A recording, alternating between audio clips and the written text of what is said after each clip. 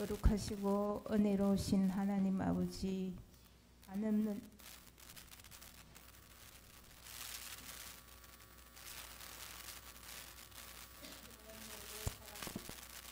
감사를 드립니다.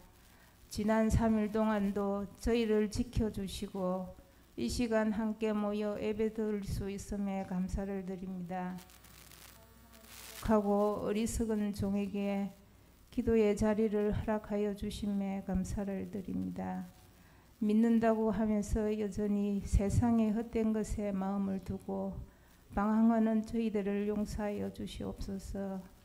말씀을 전하시는 목사님 강건하게 지켜주시옵고 말씀을 듣는 저희들에게 지혜로운 귀와 마음을 허락하사 순종하게 하여 주시옵소서. 하나님 아버지, 모로코에는 강진으로 인해 수천 명이 목숨을 잃고 도시 전체가 파괴되고 또 한 곳에는 홍수로 인해 많은 피해가 있다고 합니다. 하나님 아버지, 그들을 긍휼히 여겨 주시옵소서. 하나님 아버지, 이번 주부터 복음과 함께하는 인생이라는 주제로 새벽 가을 기도회를 드리고 있습니다. 이번 기회를 통해 복음에 대한 뜻을 다시 한번 깨닫고 주님의 말씀을 깊이 묵상하며 순종하며 저희들의 삶이 변화되게 인도하여 주시옵소서. 하나님 아버지, 수능을 준비하고 있는 수험생들을 기억하사 그들에게 명철함과 지혜 주시어 노력의 열매를 거둘 수 있도록 하나님 아버지 주관하여 주시옵소서. 하나님 아버지, 저희 교회에 연로하신 성도님, 질병으로 치료 중인 분들이 많이 계십니다. 주님의 권능의 손길로 치유의 은사를 내려주시길 간절히 바라고 원합니다. 모든 것을 감사드리며 지금도 역사하시는 거룩하신 예수님 이름으로 기도드립니다. 아멘.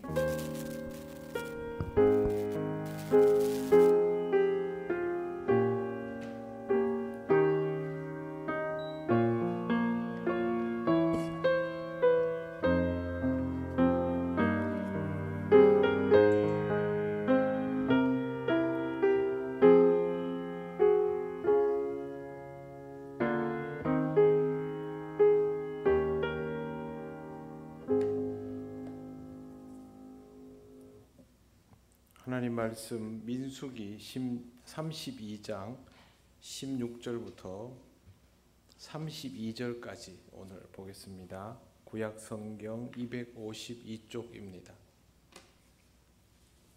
민수기 32장 16절부터 32절까지입니다.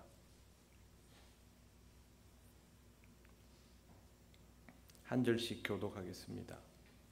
그들이 모세에게 가까이 나와 이르되 우리가 이곳에 우리 가축을 위하여 우리를 짓고 우리 어린 아이들을 위하여 성읍을 건축하고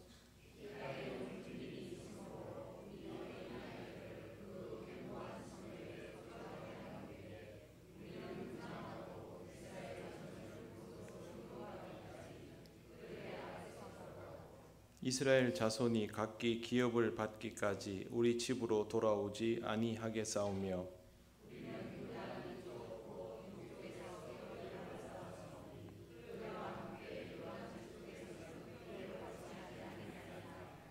모세가 그들에게 이르되 너희가 만일 이 일을 행하여 무장하고 여호와 앞에서 가서 싸우되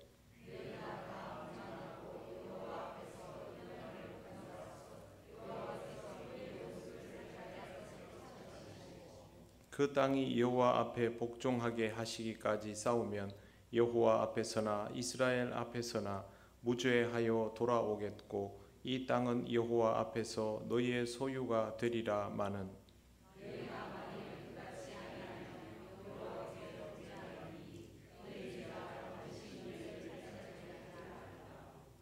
너희는 어린 아이들을 위하여 성읍을 건축하고 양을 위하여 우리를 지어라. 그리하고 너희의 입이 말한 대로 행하라.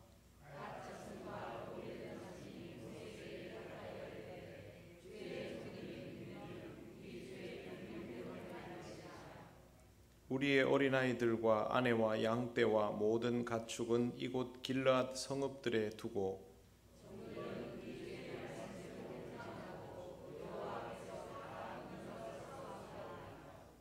이에 모세가 그들에 대하여 제사장 엘르아살과 눈의 아들 여호수아와 이스라엘 자손 지파의 수령들에게 명령하니라.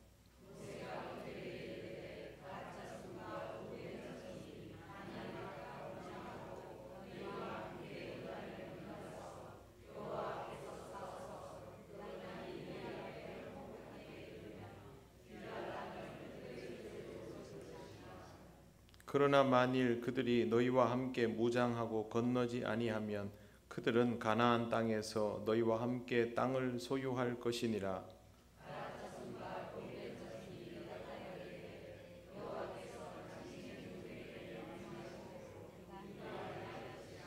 같이 읽겠습니다. 우리가 무장하고 여호와 앞에서 가나안 땅에 건너가서 요단 이쪽을 우리가 소유할 기업이 되게 하리이다. 아멘. 네, 옆에 분들 인사하시겠습니다.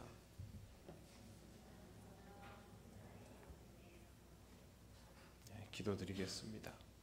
하나님, 오늘도 우리에게 주시는 이 민수기 말씀을 통하여 우리가 들어야 할 것, 알아야 할 것, 깨달아야 할 것을 경험하게 하시고 또 하나님 이끄시는 길로 나가게 하옵소서.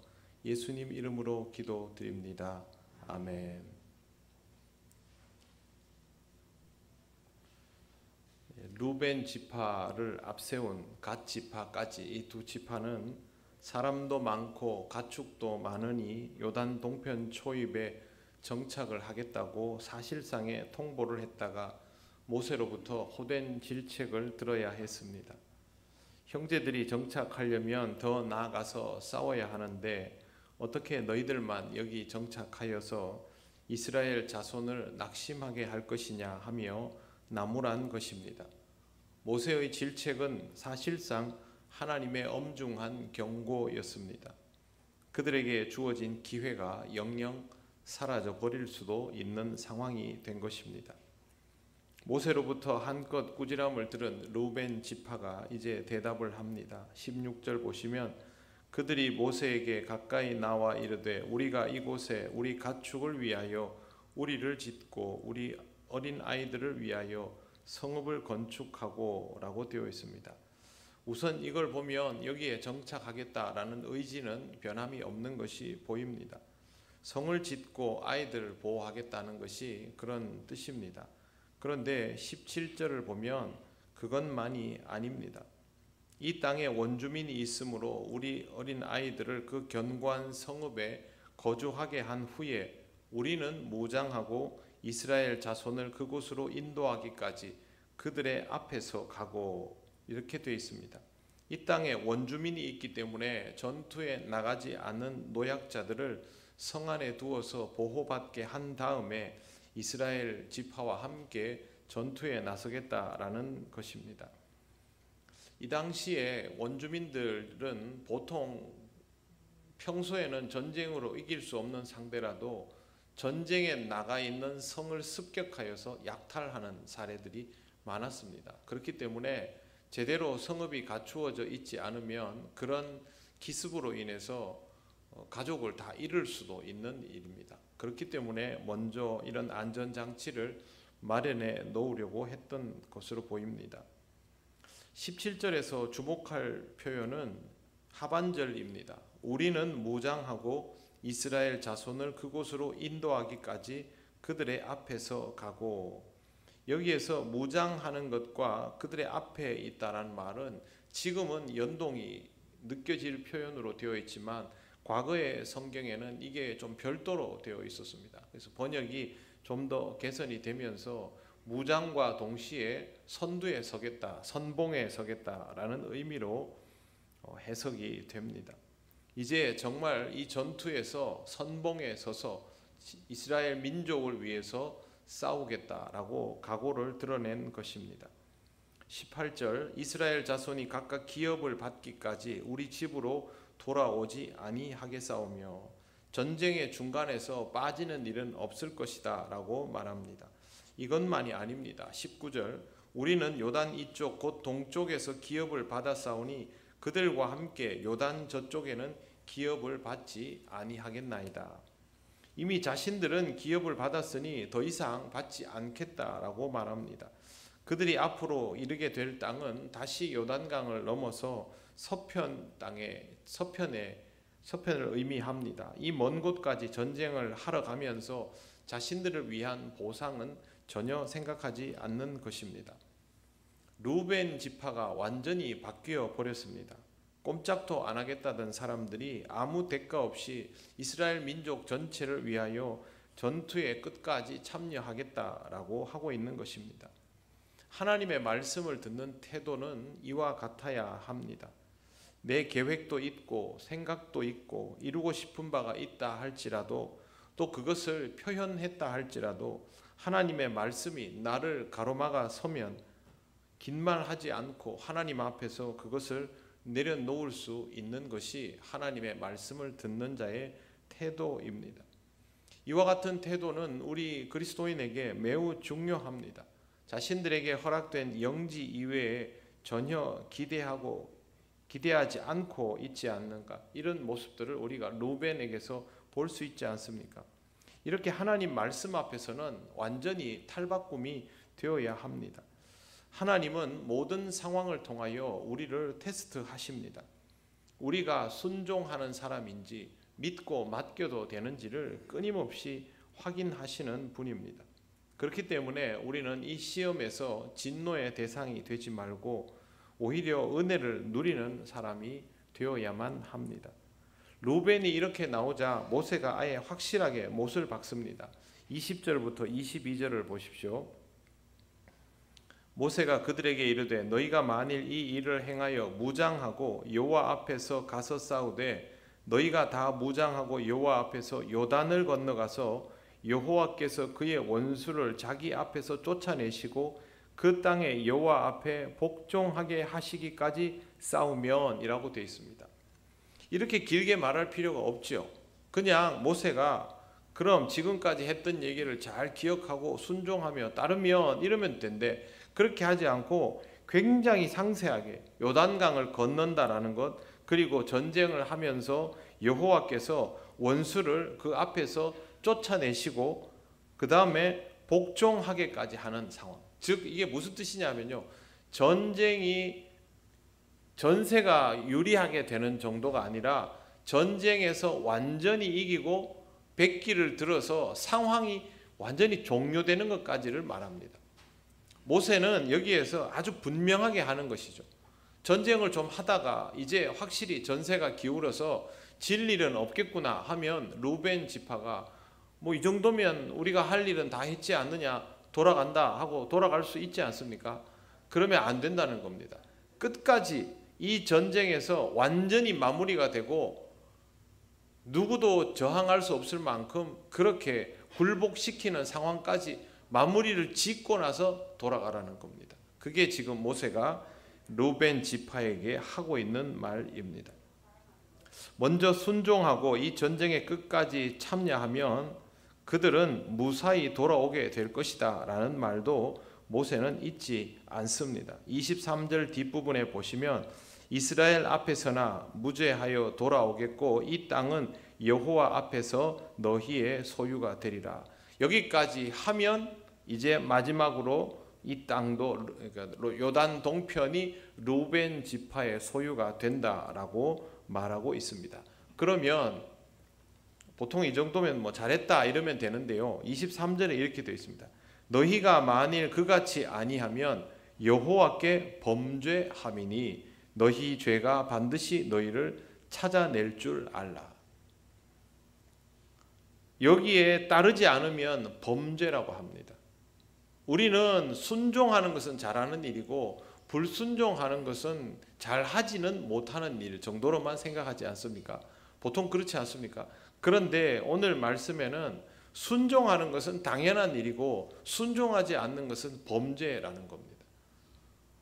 성경이 지나치다 싶을 만큼 순종을 강조하고 있고 순종하지 않는 것에 대하여 이런 범죄라는 표현을 사용하고 있다라는 것에 대해서 우리가 주목할 필요가 있습니다.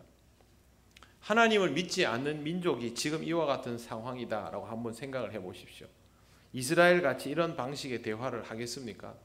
가장 큰 규모의 지파가 그들의 위세가 가장 강했던 것으로 보이는 이 상황에서 전쟁에 나아갈 권리, 전쟁에 같이 동참해 줄 것을 요구하면 일반적으로 어떻게 나옵니까? 우리 안 나간다. 만약 우리 나가면 우리에게 정복한 땅 중에 지분을 달라, 혹은 전리품 일부를 달라, 이렇게 요구하지 않겠습니까? 그리고 하나님을 믿지 않는 민족에게 그런 식의 대화는 당연한 것입니다. 하지만 오늘 우리가 읽은 성경에는 그런 이야기가 전혀 없습니다. 하나님을 믿는 사람들의 공동체에서 세상에서 말하는 일반론이라는 것은 의미가 없습니다. 하나님의 말씀이 전해지면 그것을 따르느냐 따르지 않느냐만 존재하지 어떤 것이 합리적이냐 아니냐를 따지지 않습니다. 우리는 이 부분이 참 받아들이기 어렵죠. 그럼에도 불구하고 성경 말씀은 우리로 하여금 이것을 먼저 받아들이도록 합니다. 그렇다고 하나님이 무지막지한 분이냐? 그게 아니라 하나님은 우리가 납득할 수 없는 것들을 먼저 받아들이게 하시고 나중에 그것이 왜 그럴 수밖에 없는지를 가르쳐 주시기도 합니다. 그렇기 때문에 이게 계속 납득이 안 되고 그런 일은 아닙니다.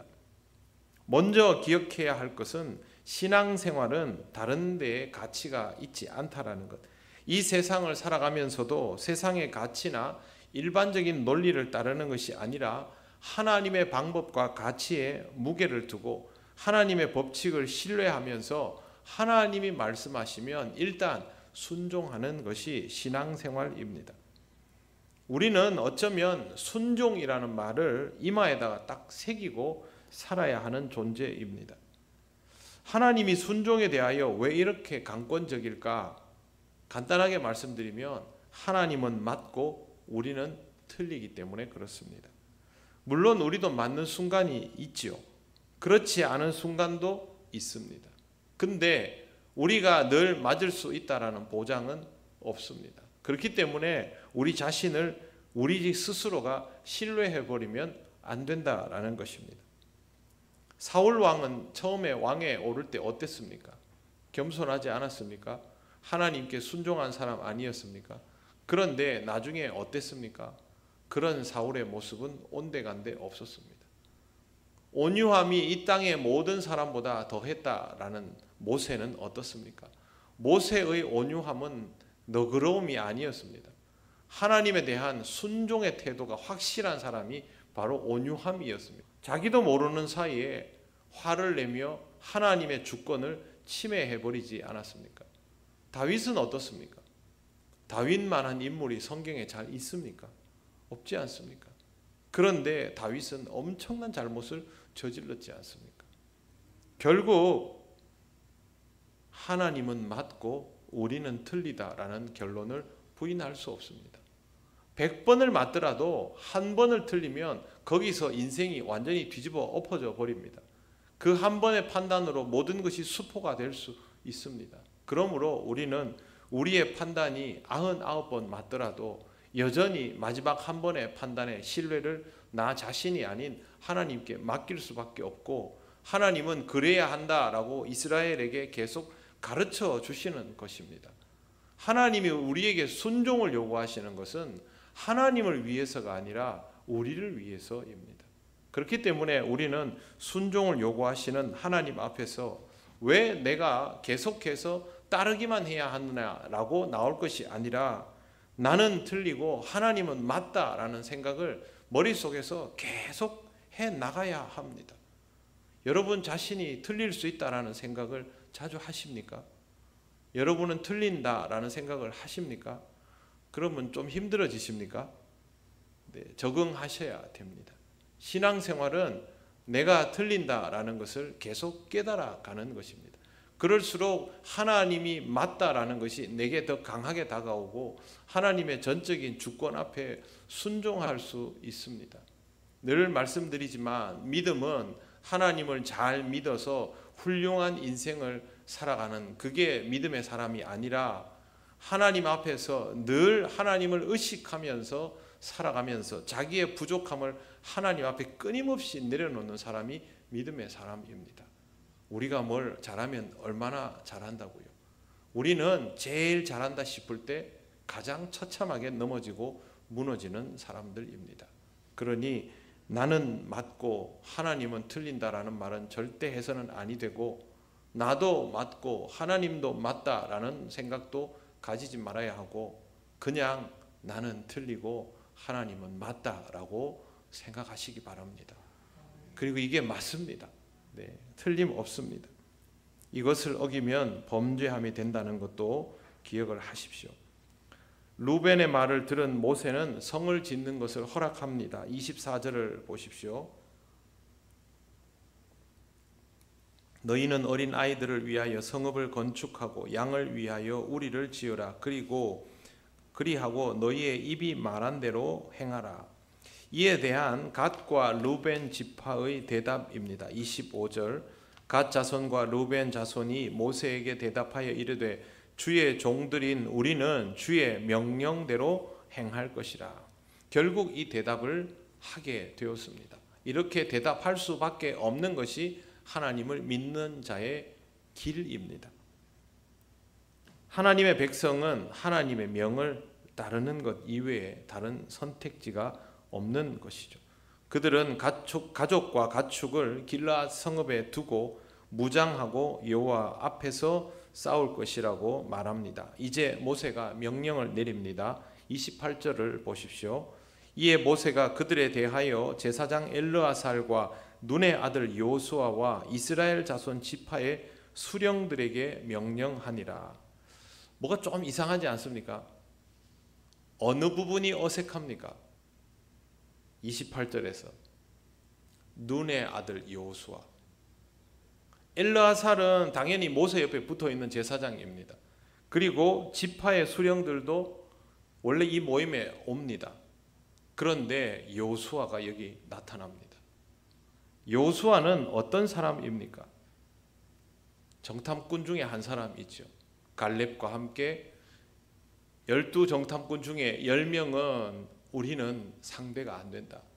그리고 이스라엘 백성을 낙심케 한 사람들이고, 갈렙과 함께 여호수아는 하나님께서 우리에게 붙여주셨다. 우리가 가면 이길 수 있다라고 했던 사람이죠. 결과는 어떻습니까? 그 10명은 지금 살아있지 않습니다. 여호수아가 여기에 있는 이유는요, 다른 거 없습니다. 그때 그 사건 때문입니다. 하나님께서 12명을 세웠는데 그 중에 10명은 사실상 그때 12명은요 이스라엘 지파의 미래인 사람들입니다. 아무나 세운 게 아닙니다. 정탐꾼이라고 하면 정탐할 수 있는 능력이 있어야 하지 않겠습니까? 그리고 지금 보면 여호수아가 젊을 때부터 모세의 수종을 들었단 말입니다. 그러면 이 사람들은 이스라엘 지파의 사실상의 미래였던 사람들이죠. 그런데 하나님은 그 젊은 출애굽 1세대들을 몰살시켜 버렸습니다. 딱 둘만 남겼습니다. 나이가 더 많은 갈렙 그리고 여호수아. 갈렙은 아시는 것처럼 지파의 두령으로서 여기 있을 가능성이 높습니다. 그런데 여호수아는 그 지파의 두령으로 속해 있지 않습니다. 그럼에도 불구하고 지금 여기 있습니다. 그 일로 인하여 이렇게 있는 것입니다. 우리는 여호수아와 갈렙이 얼마나 뛰어난 사람인지는 모릅니다. 성경에 여호수아와 갈렙의 뛰어남에 대해서 전혀 나와 있지 않습니다. 우리가 아는 것은 딱 한 가지뿐, 그들의 태도가 다른 사람들과 달랐다라는 것. 그들의 태도는 하나님에 대한 철저한 신뢰가 있었다라는 것, 그것만 압니다. 그 태도 때문에 생과 사가 갈리게 되었던 것입니다. 그리고 여호수아는 그 일로 인하여 여전히 기회를 부여받으며 모세의 최측근으로 사실상의 지도자 수업을 받고 있는 것이 여기에서 보여지고 있지 않습니까? 영적 공동체에서 기회라는 것은 믿음의 사람에게 주어지는 것입니다. 그 사람의 역량이 아무리 뛰어나다고 하더라도 믿음이 없으면 그 사람에게는 하나님의 일을 할 기회가 주어지지 않는다라는 것을 잘 기억하시기를 바랍니다. 그래서 하나님 앞에서는요, 능력이 아닙니다. 태도가 우선입니다. 하나님을 얼마나 신뢰하는가죠. 교회는 사람을 세울 때, 일꾼을 세울 때 교회 공동체는 다른 걸 보면 안 됩니다. 능력이 아니라 믿음을 보아야 합니다. 이 믿음이라는 것은 맹목적인 것을 뜻하지 않습니다. 뚝심, 열심, 주장, 의지 그런 거 아니라 항상 하나님의 말씀, 하나님의 명령 앞에서 자신이 가지고 있는 것들을 내려놓을 줄 아는 태도를 가진 것이 바로 믿음입니다. 이게 일꾼에게 필요한 진짜 능력입니다. 여호수아가 지도자로 세워질 때 하나님과 어떻게 소통하는가를 보면 잘 알 수 있습니다. 모세가 죽고 나서 여호수아가 지도자로 세워졌습니다. 그런데 여호수아는 성경 여호수아 1장 보면 어떻습니까? 뭔가를 할 수 있는 상태입니까? 아닙니다. 하나님께서 오직 너는 마음을 강하게 하고 담대하여, 왜 그렇게 얘기하십니까? 지금 여호수아는요 멘붕이에요. 지도자가 되었지만 자기 스스로는 할 수 있는 것이 없다는 걸 알고 있는 사람입니다. 그런데 하나님은 그를 세우지 않습니까? 그를 쓰시지 않습니까? 왜? 그의 태도는 하나님을 신뢰하기 때문이죠. 교회의 일꾼은 그런 사람이면 됩니다. 자기의 능력도 없고 그걸 할 만한 것 같지도 않지만 하나님이 그를 쓰시면 그 사람은 하나님 말씀만 보고 따라가면 그 사람은 되는 겁니다. 여호수아는 그렇게 세워졌고 쓰여졌고, 그리고 모세가 하지 못한 일을 여호수아는 해내었습니다. 여러분, 출애굽에서 광야 여정 38년 힘들지요. 그런데 실전은 지금부터 아닙니까? 이제 막 지도자로 세워진 사람이 12지파를 이끌고 성공 확률이 지극히 떨어지는 전쟁을 하는 겁니다. 이스라엘이 가나안에서 전쟁하는 것을요 어떻게 생각하셔야 되냐면, 제대로 된 무기도 없는 사람들이 성 밖에서 성 안으로 공격하는 겁니다.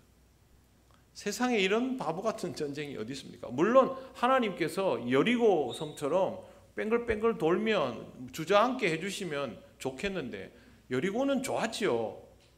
그러면 계속 여리고처럼 해주시면 얼마나 좋습니까?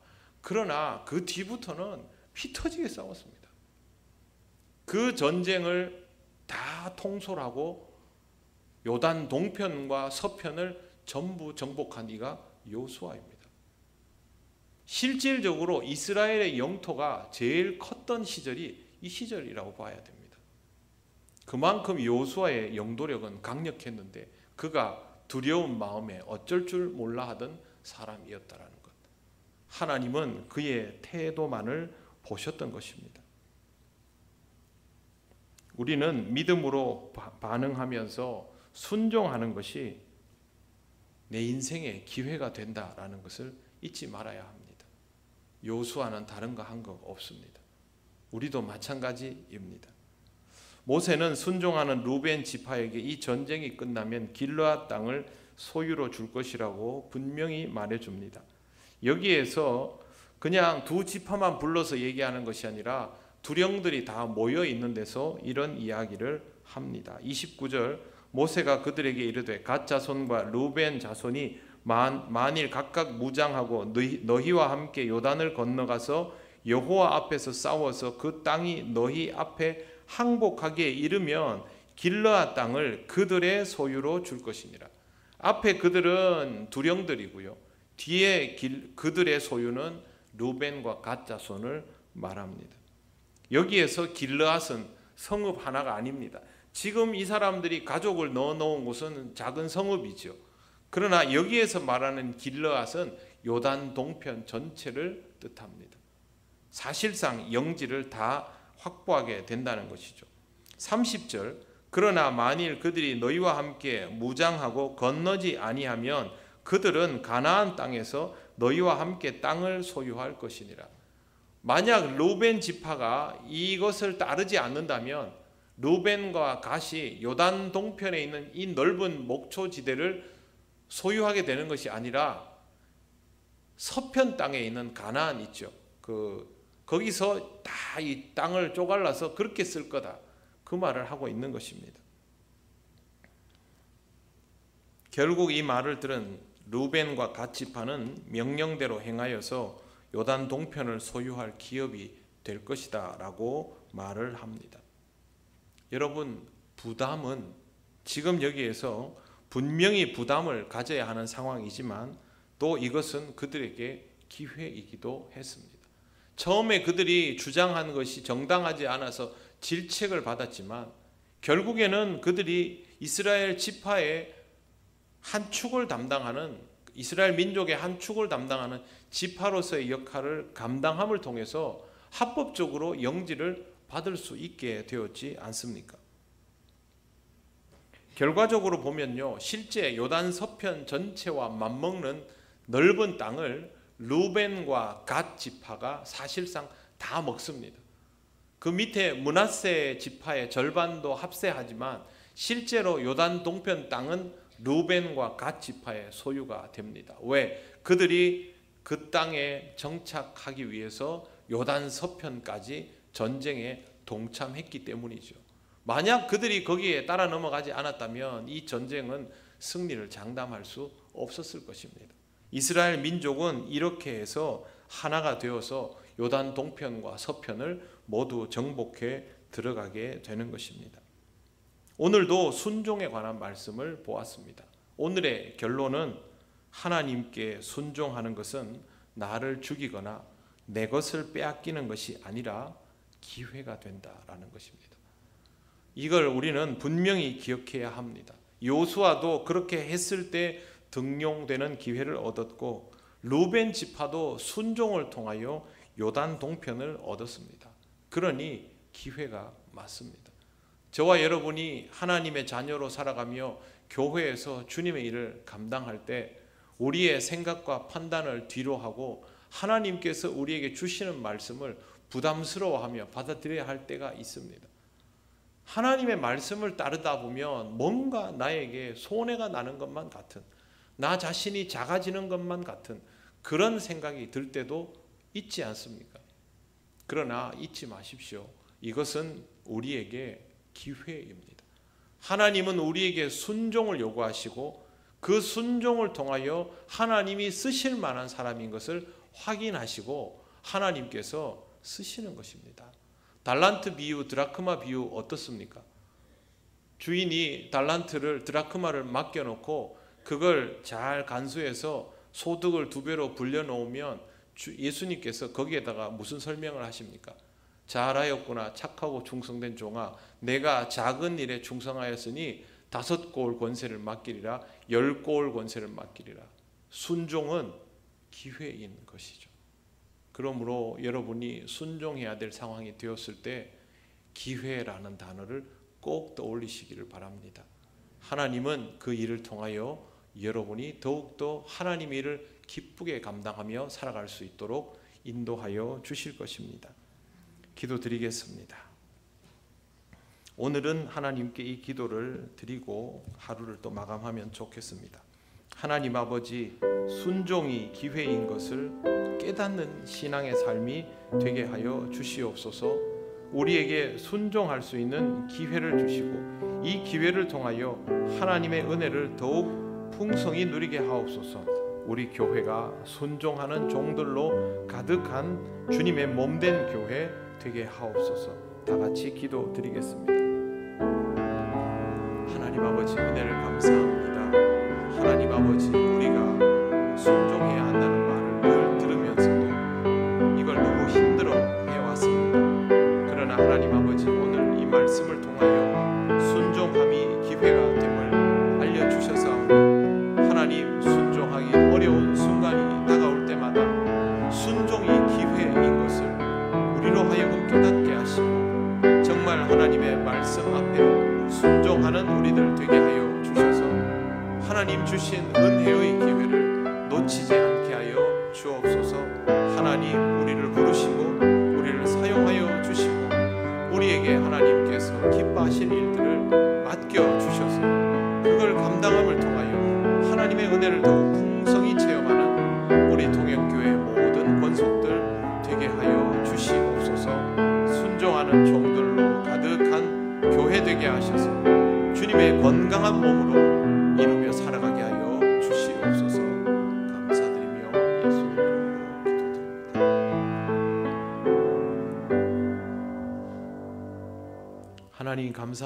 언제나 불순종을 밥 먹듯이 하는 우리들이지만 오늘 다시 한번 말씀하여 주셔서 순종이 우리에게 유익함을 깨닫게 하시니 감사합니다.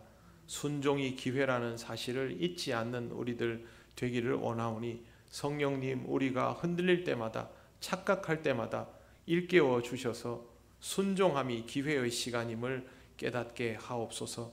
하나님, 우리 통영교회가 순종하는 자들로 가득한 주님의 몸을 이루기를 원합니다. 우리가 모일 때마다 주님 앞에 순종할 수 있는 우리의 태도가 더욱 분명하여 지게 하시고 하나님 기뻐하시는 일들을 함께 감당하며 하나님께 영광을 돌릴 수 있는 우리 교회 되게 하여 주옵소서. 순종하는 주의 종들에게 주님의 크신 은혜와 평강이 더욱 충만히 임하게 하옵소서.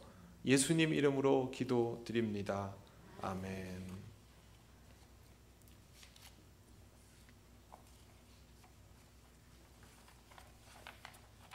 교회 소식 전하겠습니다. 이번 주일 오후 예배는 윤희계 여전도의 헌신 예배로 드리게 됩니다. 교육부 회의 기관 원례회가 다가오는 주일 2부 예배 후에 지정 장소에서 있습니다. 우리 수능 준비하는 수험생들 위해서 기도해 주시기 바랍니다. 수능도 있고 또 수시도 하기 때문에 지금도 계속해서 기도하고 또 응원도 해주시기를 바랍니다. 성도학교 매주 화요일 오전 10시 30분 진행 중에 있습니다. 함께 하셔서 공부하면서 또 영적 성장에 유익을 얻으시기 바랍니다. 가을 새벽 기도회가 진행이 되고 있습니다. 많이 오시는데요. 많이 피곤하고 그러진 않으시죠? 네, 3일을 오셨으니까 이틀은 그리 어렵지 않지 않겠습니까? 끝까지 기도하시고 무엇보다 기도회가 끝나더라도 여러분의 삶에 기도의 습관이 자연스럽게 자리 잡아지게 되시기를 바랍니다. 세례 대상자 신청을 받습니다. 세례는 10월 8일 주일에 이루어지게 됩니다. 주보의 시간표를 잘 보시고 교육과 문답에 임해 주시기를 바랍니다. 다른 광고는 주보를 참조해 주시기 바랍니다. 이제 우리가 다 같이 주님께서 가르치신 기도를 올려드립니다. 하늘에 계신 우리 아버지, 아버지의 이름을 거룩하게 하시며 아버지의 나라가 오게 하시며 아버지의 뜻이 하늘에서와 같이 땅에서도 이루어지게 하소서. 오늘 우리에게 일용할 양식을 주시고 우리가 우리에게 잘못한 사람을 용서하여 준 것 같이 우리 죄를 용서하여 주시고 우리를 시험에 빠지지 않게 하시고 악에서 구하소서. 나라와 권능과 영광이 영원히 아버지의 것입니다. 아멘.